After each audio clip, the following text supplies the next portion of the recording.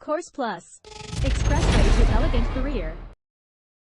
The neuroscience of motivation and self-discipline. If you want to stay motivated and disciplined, then there are countless videos out there that will provide you with useless platitudes and hacks.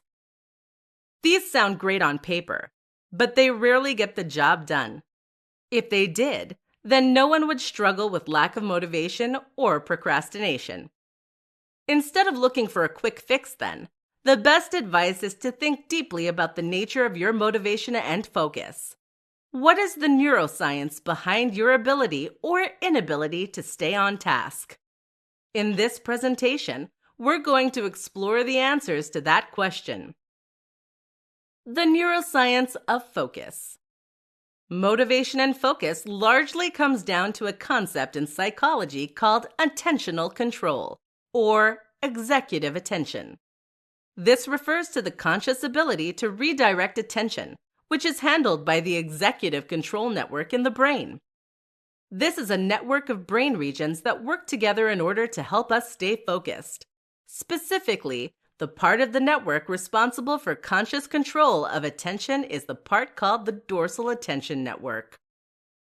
The ventral attention network, meanwhile, is the network of brain regions that react reflexively in order to redirect attention. That means responding to a loud noise or the sound of our name being called. Neurochemistry. So how does the brain know which task to switch to and when it's going to do that? The answer is neurochemistry, the production of brain chemicals that mark certain activities in the brain as important. And in this context, the most important chemical is dopamine.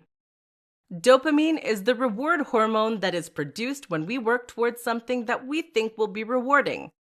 Dopamine is released, for instance, when we eat something tasty or play a computer game. So what is it about computer games that causes the release of dopamine? It's actually linked with doing well, which in turn means we're learning. This is the key to motivation and focus. The brain wants to learn and keep growing. That's why we love play. Thus, doing well at something we find moderately challenging is a reward in itself.